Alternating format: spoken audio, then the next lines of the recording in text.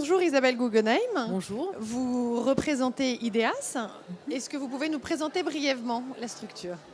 Oui, IDEAS, c'est une structure un peu originale que j'ai rejointe en tant que présidente il y a 3 ans.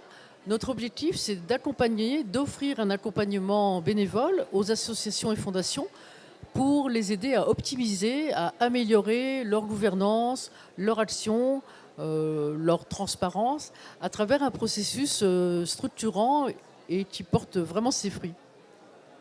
Euh, alors, on a abordé sur le salon aujourd'hui la thématique de l'intérêt général. Oui.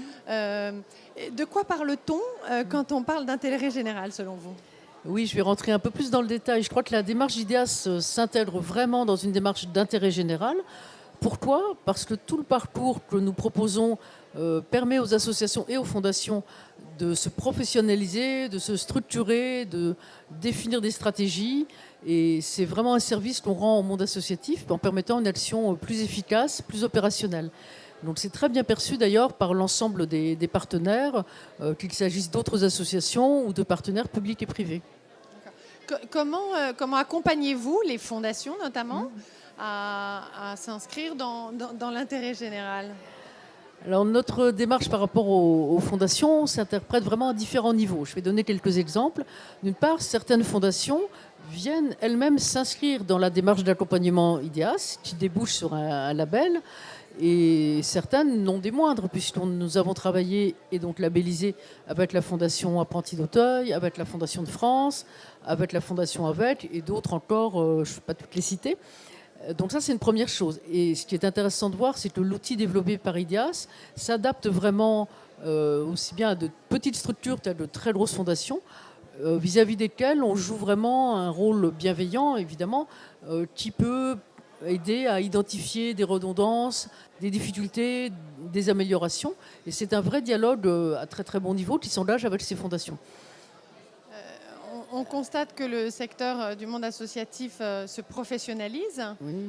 Vous le constatez aussi, j'imagine? Nous sommes très heureux de penser que nous sommes un des acteurs, mais évidemment pas le seul, de cette professionnalisation, avec ces outils qui permettent une structuration, une restructuration. Je vais vous donner quelques exemples plus concrets, ça permettra peut-être d'illustrer ce que je veux dire. On se rend compte que dans la démarche d'associations qui viennent voir IDEAS, il peut y avoir plusieurs cas. Il peut y avoir un changement d'échelle, une phase de développement pour laquelle l'association se rend compte qu'elle a besoin de se réorganiser, de se structurer, d'être accompagnée. Il peut y avoir un changement de gouvernance, une transition de management ou de nouveaux objectifs. Donc toutes ces phases de changement peuvent être des facteurs déclenchants de cette démarche de progrès, d'amélioration. Mais ça peut être aussi, on a un excellent exemple d'une association qui allait fêter ses 100 ans et qui donc vraiment existait bien avant IDEAS et fait un travail absolument remarquable auprès de centaines de bénéficiaires et qui a senti qu'il fallait pour pérenniser en fait son action, garantir des processus, une organisation. Et là, la démarche IDEAS a été essentielle. Donc il y a vraiment des angles assez différents pour lesquels on peut agir. Les associations tendent à se regrouper pour exercer des synergies entre elles. Est-ce que vous les accompagnez aussi dans cette démarche? Oui, alors ça, c'est évidemment une préoccupation que nous avons comme d'autres acteurs du domaine, évidemment, puisqu'il y a de très nombreuses associations. On ne les connaît pas toutes, on connaît les centaines qui sont les plus actives et les plus connues.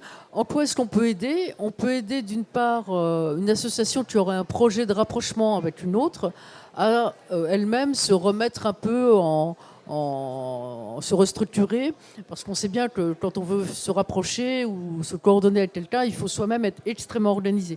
Donc on peut très bien s'inscrire dans un projet d'une association pour cette démarche de rapprochement en l'aidant à vraiment prendre conscience de ses priorités, de sa gouvernance, de ses enjeux. Donc ça, c'est un premier angle. On a également pu constater que parmi les labellisés IDEAS, donc les organismes ayant obtenu le label IDEAS, qu'on réunit bien sûr, à qui on propose des ateliers, des formations, des échanges, on a constaté que certaines se sont elles-mêmes rapprochées et ont conçu des projets ensemble. Elles ne se sont pas rapprochées juridiquement, mais elles ont élaboré des projets communs. Et ça, je pense que c'est le meilleur exemple d'une belle réussite. Très bien. Merci beaucoup. Un mot sur les fondations d'entreprise, si vous me permettez. On en a parlé, j'ai oublié de répondre sur ce point.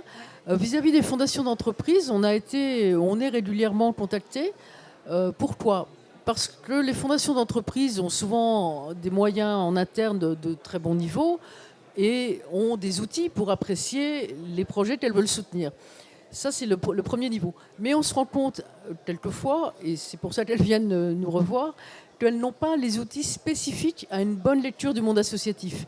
Et ces outils-là, on les a développés. Donc c'est important de bien comprendre que vis-à-vis des fondations d'entreprise, on peut les aider à avoir un éclairage un peu plus spécifique sur le monde associatif qu'on ne peut pas lire de la même façon avec une grille de lecture qui soit strictement celle du monde de l'entreprise. Donc en ce sens-là, on est vraiment complémentaires et je crois qu'on a rendu de bons services à certaines fondations d'entreprise. Merci. Vous êtes un acteur important alors. Un acteur modeste, mais je pense qu'on apporte un vrai service d'intérêt général pour répondre à votre question initiale. Merci à vous. Merci.